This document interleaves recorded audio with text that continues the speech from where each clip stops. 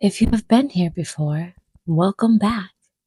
If you are new, we are glad you found your way here. Either way, you are right on time. This is our garden. This is Sprouted Reflections of Issa Rose. Let's begin Season 2.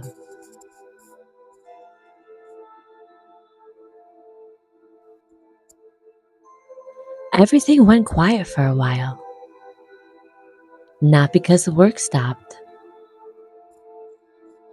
It was a shielding of the soul. Like the snow that covers and conceals the ground after a New England blizzard. Everything looks still from the outside. Everything looks dormant, like nothing's happening. But underneath the surface, the roots are still moving. The soil is shifting. The seeds that were planted in the dark are doing the slow, invisible, necessary work of becoming.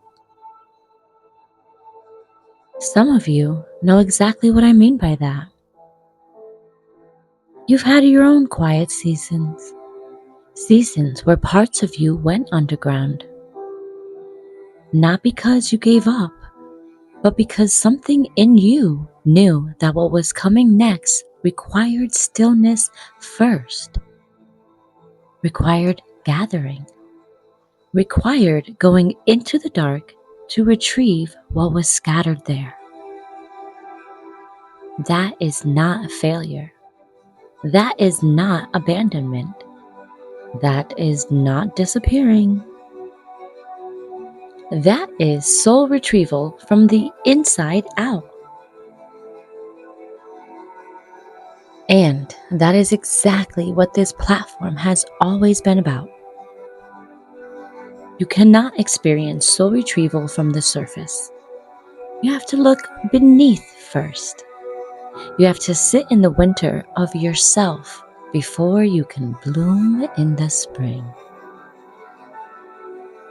So, that is where I was, in the winter of myself, tending wounds that had been waiting, closing chapters that had stayed open too long, doing the kind of inner work that does not announce itself on a timeline, but shows up one day as a quieter nervous system, a steadier hand, a knowing you cannot fully explain, but cannot deny either. The roots never left. The tending never stopped. The garden was just closed for the season.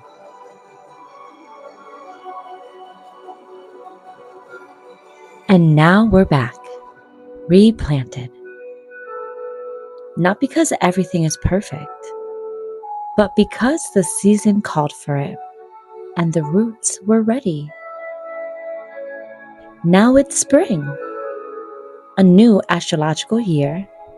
The wheel is turning again. The earth remembers what it knows how to do even after the longest winter. So here we are, refreshed, rebirthed, recalibrated, reset. Along the way, I kept learning, not only in classrooms and training. Sometimes it was through people, sometimes through places, sometimes through the kind of divine confirmation that drops exactly the right book, the right framework, and the right word into your hands at exactly the moment you need it. Gems and jewels found and presented to me along the way. That is also how I found the clinical and academic language for what I had already been living. Internal family systems, Jungian psychology, shamanic soul retrieval, alter ego performance. Each one arriving like a mirror held up to something I had already built from survival. saying, yes, this is what it is clinically called. The framework did not come from the scholarship. The scholarship validated the framework. And I want to be clear about what that scholarship was, because it matters. Earlier this year, I was selected to receive a scholarship for the spirituality of internal family systems with Dr. Richard C. Schwartz, the founder of IFS himself, through Sounds True. At exactly the moment I needed confirmation that the work I had been doing in the dark had roots in something real. I did not apply because I had it all figured out. I applied because something in me knew I was already living what he was teaching. I just needed the language, the lineage, the confirmation that what I had named through survival had a clinical home. And it did. The spirituality of IFS is not just parts work. It is the sacred dimension of it, the place where psychology, soul retrieval, and the divine presence beneath all of it converge. It is where self, with a capital S, is understood not just as a therapeutic concept, but as something ancient, something that was always there underneath the fragmentation, waiting to be returned to. In IFS, the self has 8 qualities. Dr. Schwartz calls them the 8 C's: calmness, curiosity, compassion, confidence, creativity, courage, clarity, connectedness. These are not things you perform. They are not achievements. They are what naturally emerge when your protective parts finally feel safe enough to step back, when the exiles are no longer carrying the burdens alone, when the self, yourself, is actually leading. I want you to hear that again. These qualities are already inside you.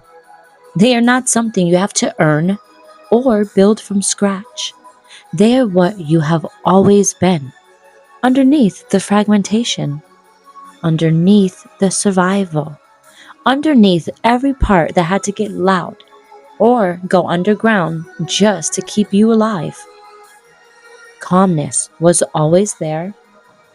Curiosity was always there. Compassion was always there. These parts just needed to know it was safe enough to let them through. This is what soul integration does. This is what this season is about. Not adding something new to who you are, returning to what was always already there. That is what I learned in the scholarship. That is a piece of the training. And that is some of what you will hear woven through everything in season 2. Not just because I studied it, but because I lived it first. Sprout from Darkness is a healing ecosystem built at the intersection of psychology, spirituality, and lived experience. Not because that is a nice tagline or a popular niche, but because that is literally what I am made of. I did not study trauma and then go on to work in a trauma-informed organization. I lived fragmentation first. Parts of me named themselves before I had a clinical language for them. I found a framework to survive it before I knew what internal family systems was, before I knew what shadow work was called, before I had any of the words.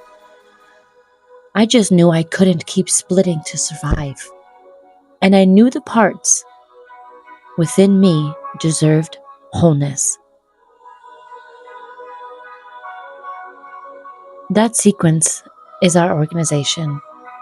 That sequence helped build this framework. That sequence was our inner work. Sprout holds all of it: the educator and the entertainer, this misfit and the mother, the executive functioning and the exile, the protector and the prophetic, the teaching and the testimony. Here, we crown those contradictions. Here, they are all parts that need to be honored.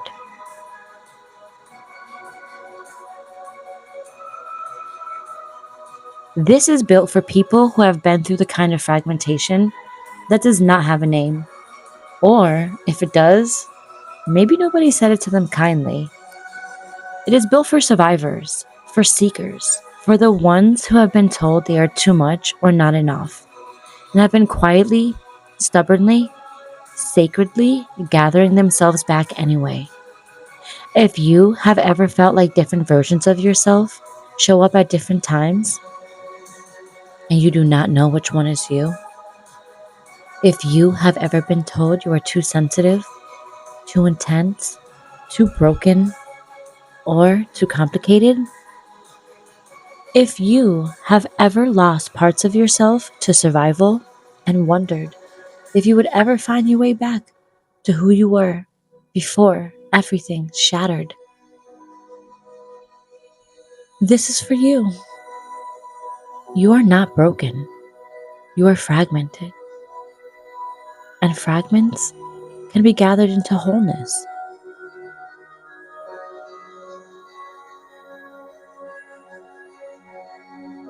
Over the next 8 weeks, I'm going to walk you through the origin of it all. Not from the beginning of Sprout, from the beginning of my soul retrieval journey. The names I carried, the parts that emerged before I knew them, the framework that built itself out of survival long before I had a clinical name.